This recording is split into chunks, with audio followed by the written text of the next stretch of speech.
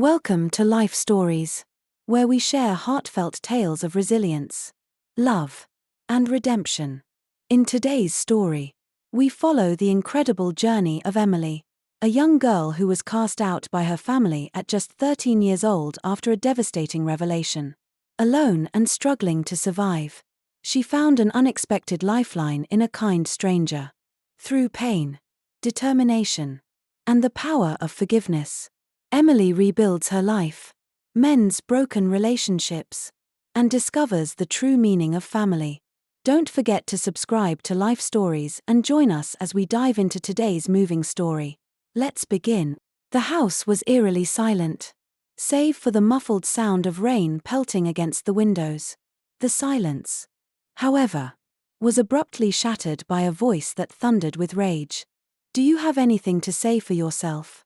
Robert's deep, angry voice reverberated through the cramped kitchen, making Emily flinch. She stood frozen, her trembling hands clutching the hem of her oversized sweater, unable to meet her father's piercing gaze. Emily was just 13, but the weight of her situation made her feel decades older. Her long, dark hair hung limp around her face, drenched with tears. I didn't mean for this to happen," she stammered, her voice breaking. "Didn't mean to." Robert slammed his hand on the table, causing the plates to rattle. "Do you even understand the shame you've brought upon this family? Do you know what the neighbors will say when they find out?" Emily's eyes darted toward her mother, Linda, hoping for a shred of compassion. But Linda's expression was icy. Her lips curled into a sneer. "So young and already pregnant." Linda spat, her voice dripping with disdain. "You've disgraced us. Emily, I can't believe I gave birth to someone like you. Please." "Mom," Emily began, tears streaming down her face. "Enough," Robert roared, pointing toward the door. "You don't deserve to stay here. Get out of this house. And don't ever think of coming back." Emily staggered backward, her heart pounding so loudly she could barely hear the rain outside. She felt the walls closing in, her father's words cutting deeper than any blade ever could. "I have nowhere to go," she whispered, her voice barely audible. "That's not my problem," Robert replied coldly, turning his back on her. Emily turned toward Linda one last time, her face wet with tears and desperation. "Mom, please." But Linda didn't flinch. Her mother's cold, unyielding eyes said everything that her words didn't. Outside, the rain had turned into a relentless downpour.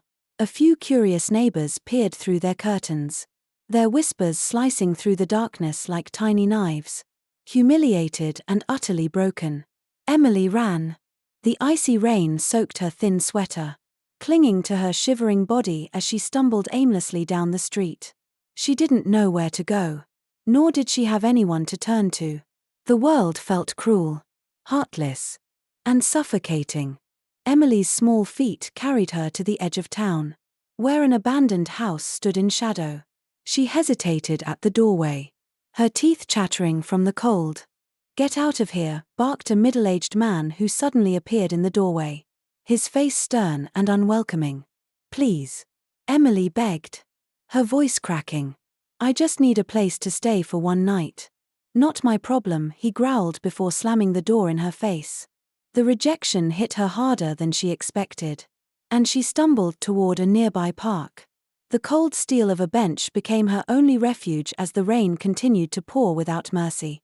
Emily curled up into herself, clutching her stomach in a feeble attempt to shield the tiny life within her.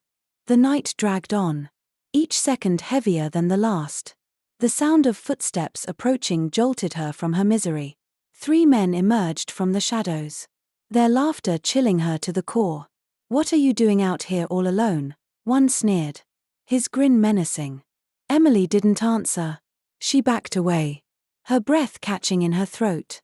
"Don't run," another taunted, stepping closer. "We just want to have some fun." Panic surged through her veins. Without a second thought, Emily bolted, her small legs carrying her as fast as they could. The rain blurred her vision, the slippery ground threatening to trip her with every step. Her heart pounded wildly as the men's footsteps echoed behind her, growing louder. By sheer luck, she darted into a narrow alley and managed to lose them. Her body trembled with exhaustion and fear as she collapsed to the ground, her back against the cold brick wall. "Why does everyone hate me?" she whispered to herself, her voice drowned by the relentless rain. That night, Emily fell into a fitful sleep under a tree in the park. The rain showed no mercy, and the cold seeped into her very bones. When she awoke, her lips were pale, and her entire body ached. Fever clouded her mind, and she wondered if this was the end. "Am I going to die here?" she thought, the idea both terrifying and strangely comforting. Just as she was about to give in to the despair, a warm, gentle voice broke through the haze. "Child, what are you doing here?" Emily squinted through the rain to see an elderly woman leaning over her, holding a large umbrella. Emily tried to respond but collapsed into the stranger's arms. "Don't be afraid, my dear," the woman said, her voice soothing. "I'll take care of you." And for the first time since she was cast out, Emily felt a glimmer of hope. The woman, who introduced herself as Grace, carried Emily to a small bakery on the corner of a quiet street. The modest shop was warm and filled with the comforting scent of freshly baked bread. "Sit here," Grace said as she placed Emily in a chair by the hearth. "I'll get you some hot tea." Emily looked around the room, her heart heavy but her body grateful for the warmth. She didn't know if she could trust this stranger, but the kindness in Grace's eyes was something she hadn't seen in so long. For the first time in days, Emily allowed herself to feel the faintest flicker of relief. The warm scent of bread filled the tiny bakery as Grace busied herself in the kitchen, preparing a steaming cup of tea for Emily. The girl sat by the fireplace, trembling but slowly thawing from the cold. Her wide eyes scanned the room nervously, taking in the modest furnishings, a wooden table, a few chairs, and a shelf lined with jars of flour and sugar. It was a far cry from the lavish kitchen of her parents' home, but it felt infinitely warmer. "Here, drink this," Grace said softly, handing Emily the tea. Her frail hands shook slightly as she set a plate of warm bread on the table. Emily hesitated, her hands trembling as she reached for the tea. "Thank you," she whispered, her voice barely audible. Grace smiled, her eyes filled with a warmth Emily hadn't seen in years. "There's no need to thank me, child. You look like you've been through a storm, literally and figuratively." Tears welled up in Emily's eyes as the words sank in. "I don't deserve this kindness," she said, setting the cup down and covering her face with her hands. "I'm a disgrace to my family. They threw me out because I'm pregnant." Grace's expression softened as she pulled up a chair next to Emily. She gently took the girl's hands in her own. "Listen to me, Emily. No one deserves to be treated like that. Whatever mistakes you've made, they don't define who you are. You're still so young, and you deserve a chance to make things right for yourself and for that little life you're carrying." Emily's sobs grew louder, her walls finally breaking under the weight of Grace's kindness. "But how? Everyone looks at me like I'm dirt. I can't go anywhere without people whispering or staring." Grace sighed deeply, her gaze distant as if recalling her own battles with judgment. "People can be cruel, my dear, but you mustn't let them decide your worth. What matters is what you do from here on out." Over the next few days, Emily began to recover under Grace's care. Though her body grew stronger, her heart remained heavy. The whispers and stares followed her even to the small bakery, where neighbors often stopped by for bread and left with fresh gossip. "Who's that girl?" one customer whispered to another as Emily quietly cleaned tables in the corner. "She doesn't look like she belongs here." "I heard she's pregnant," the other replied, her tone dripping with disdain. "Grace is too soft-hearted for her own good." Emily pretended not to hear, but each word struck like a dagger. She gripped the cleaning rag tightly, her knuckles turning white as she fought back tears. Grace noticed and quickly intervened, her voice sharp and unwavering. "If you have a problem with who I help, feel free to shop elsewhere." This bakery doesn't turn away those in need." The gossipers huffed and left. But their words lingered in the air long after they'd gone.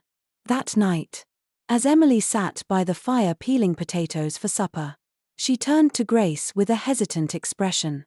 "Why are you helping me?" she asked, her voice small but earnest. Grace paused, her hands resting on the loaf of bread she was slicing. She looked at Emily with a mixture of sadness and determination. "Because someone helped me once when I thought the world had abandoned me," she said. "I know what it's like to feel lost. To think you have no one. And I won't let you go through that alone." Emily's throat tightened as she absorbed Grace's words. For the first time in weeks, she felt a flicker of hope, a tiny but persistent spark that maybe, just maybe, things could get better. The days turned into weeks, and Emily began to find purpose in the bakery. Grace taught her how to knead dough, roll out pastries, and arrange fresh loaves on the shelves. Though Emily still felt the sting of judgment from the outside world, the bakery became a sanctuary, a place where she could focus on the future rather than the mistakes of her past.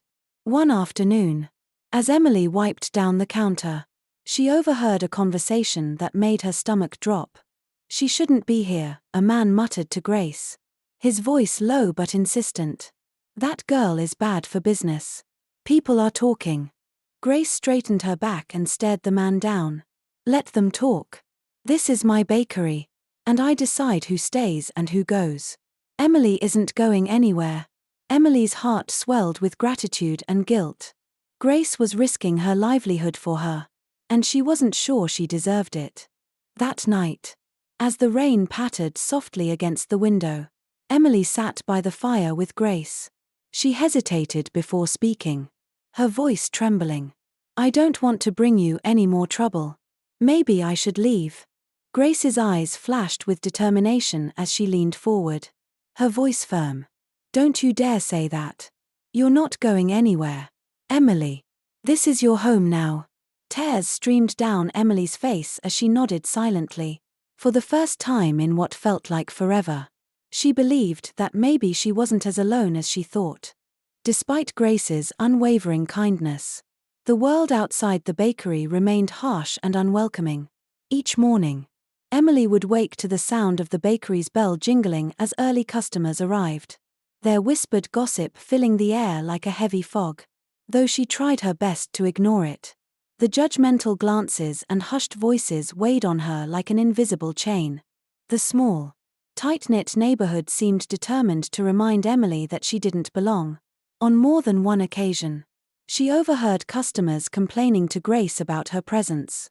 "Grace," a woman said one morning, leaning over the counter, "that girl isn't good for your reputation. People are starting to avoid your bakery because of her." Grace didn't flinch. "Then let them avoid it," she replied, her voice steady. "I won't turn my back on someone who needs help. And neither should you." The woman huffed and left, but her words left a sting that lingered in Emily's heart. It wasn't just the customers. Neighbors on the street turned their backs when Emily passed by. Children pointed and whispered, while some adults openly sneered. Emily tried her best to stay busy. She swept the floors, cleaned the tables, and helped Grace bake bread. But the guilt was ever present. No matter how much Grace reassured her, Emily couldn't shake the feeling that her presence was bringing more harm than good to the woman who had saved her. One evening, as the last rays of sunlight faded, Emily sat at the small table by the fire. She stared into the flames, her hands nervously twisting the hem of her apron. "Grace," she began hesitantly, "I think I should leave." Grace looked up from where she was kneading dough, her hands pausing mid-motion. "What are you talking about, child? I've brought nothing but trouble to you," Emily said, her voice cracking. "The customers are avoiding the bakery. The neighbors talk behind your back. I can't stand the thought of ruining everything you've worked so hard for." Grace wiped her flour-covered hands on her apron and came to sit beside Emily. Her expression was firm yet compassionate. "Emily, listen to me. You are not ruining anything. People will always find something to gossip about. But their opinions don't matter. What matters is what you do with your life from now on. Don't let their small minds make you feel small. 2. Emily nodded, though her heart still felt heavy. That night, as she lay on the small cot in the corner of the bakery, her mind raced. She thought of Grace's words. But she also thought of the judgment she faced every day. She didn't want to be the reason Grace's bakery suffered. The next morning, Emily woke before dawn. She slipped out of bed quietly, careful not to wake Grace, and began to pack her meager belongings into a small cloth bag. She left a note on the counter, her handwriting shaky but determined. Dear Grace, I'm so grateful for everything you've done for me, but I can't stay here and cause you more trouble. I'll find somewhere else to live.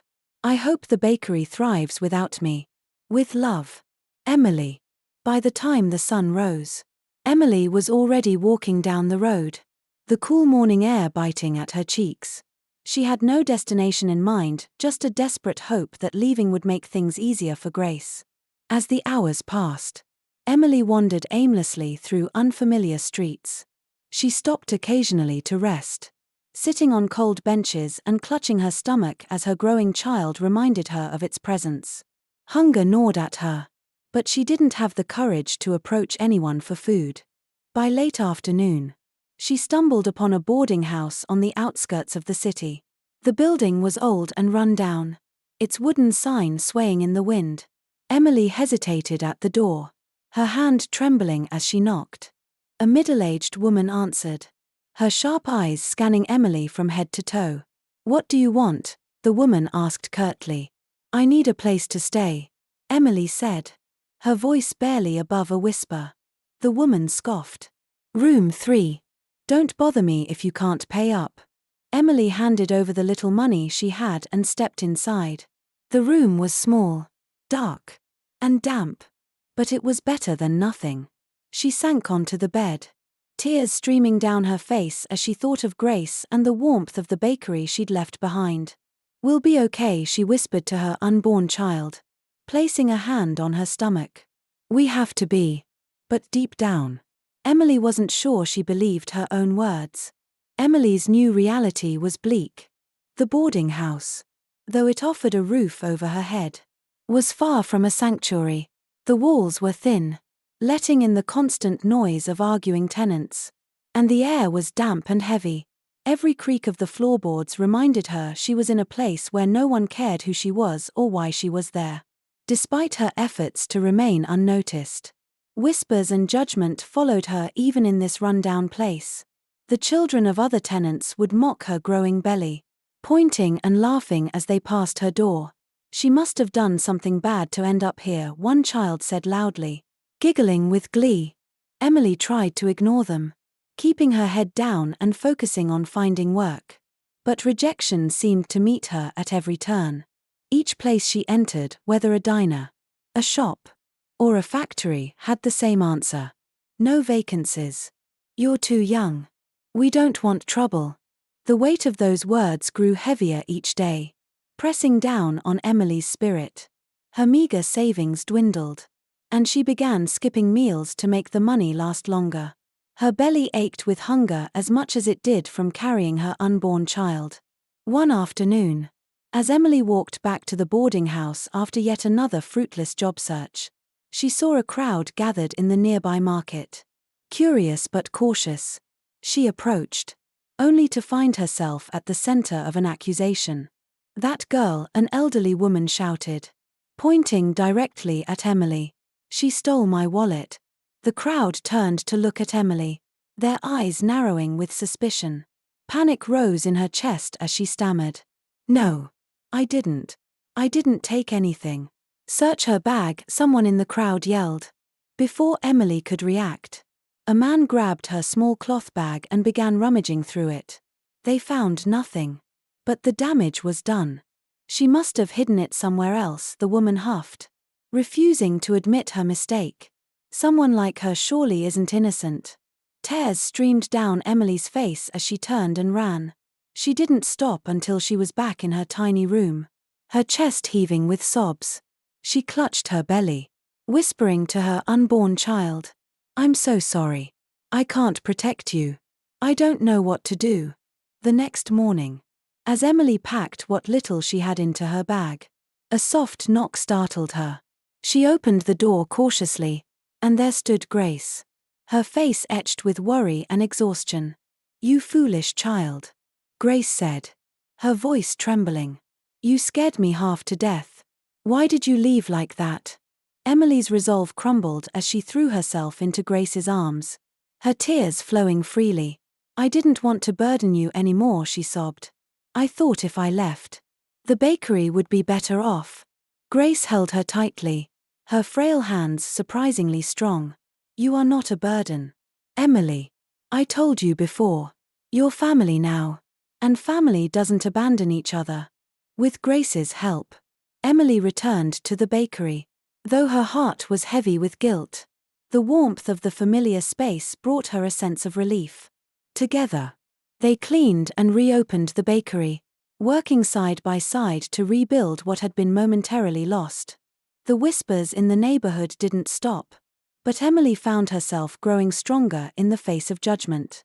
With Grace's encouragement, she focused on learning the intricacies of baking and running the small shop. Every loaf of bread she shaped, every pastry she decorated, felt like a small step toward reclaiming her life. See, Grace said one afternoon as they worked in the kitchen. You're learning so quickly. Soon, you'll be running this place better than I ever could. Emily smiled, a faint but genuine glimmer of hope in her eyes. For the first time in a long while, she allowed herself to believe that the future might hold something good. The turning point came one evening as Emily stood outside, taking out the trash. A few neighborhood boys approached her, their taunts sharp and cruel. Still here? Ha, one sneered. You think you belong here? Emily's heart raced. But before she could respond, Grace's voice cut through the air like a blade. Leave her alone.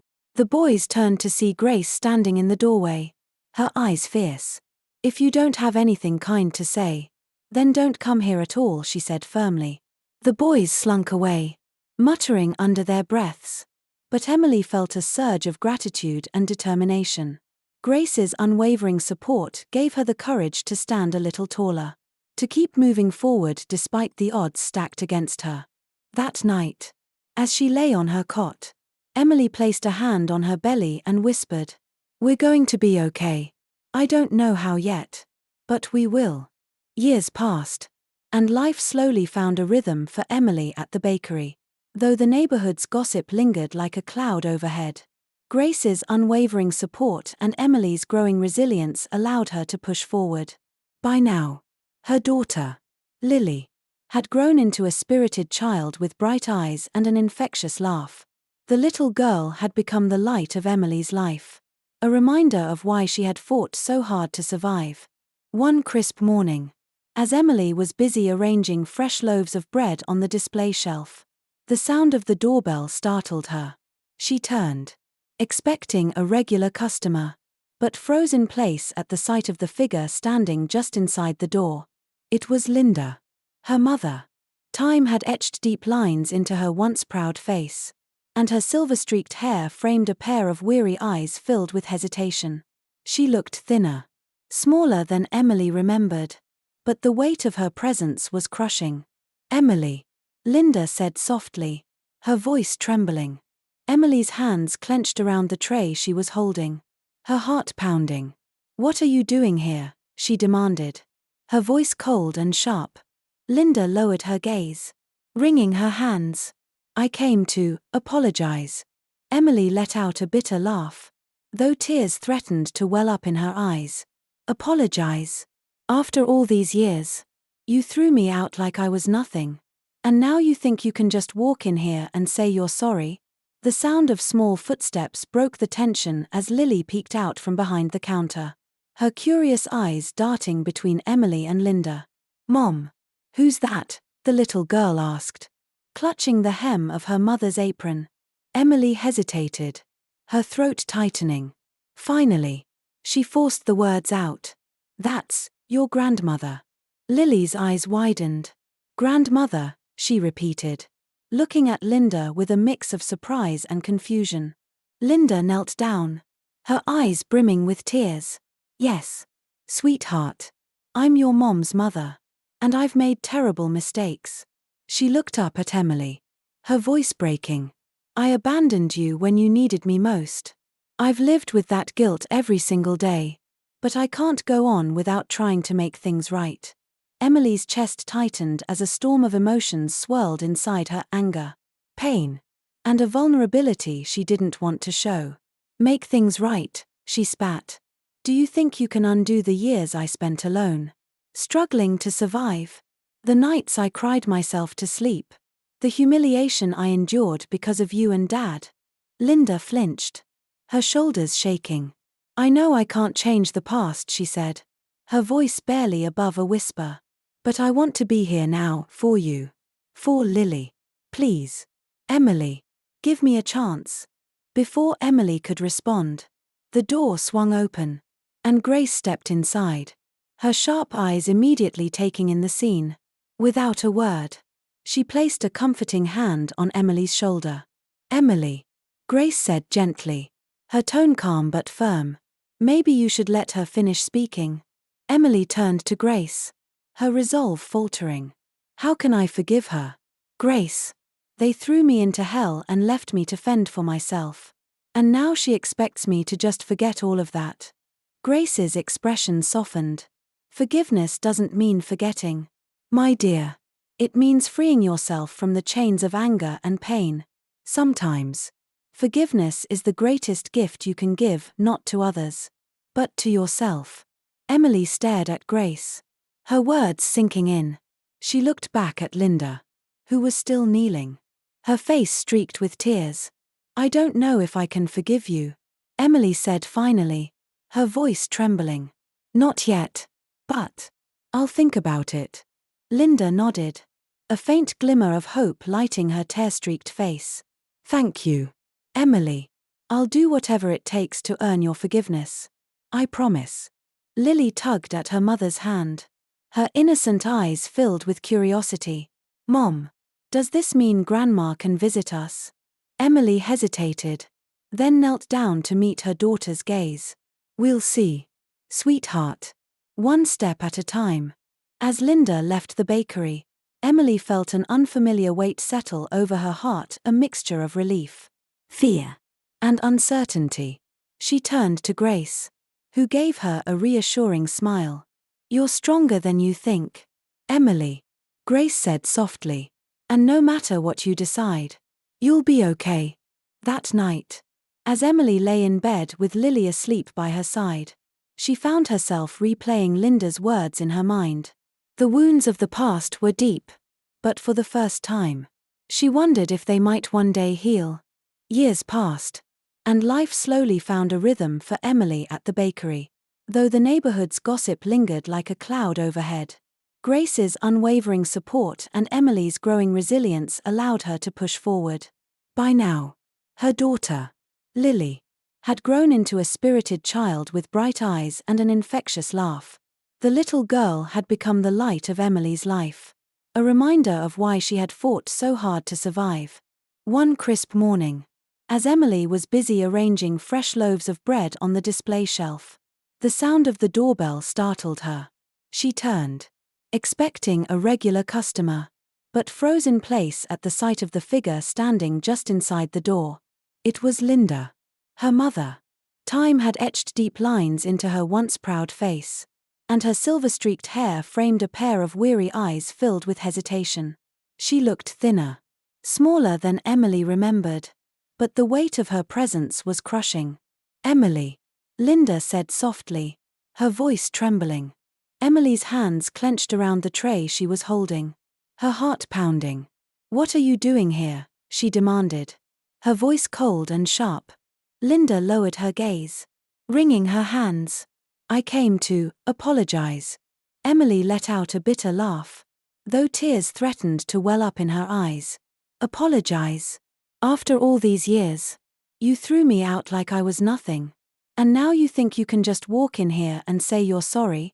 The sound of small footsteps broke the tension as Lily peeked out from behind the counter, her curious eyes darting between Emily and Linda.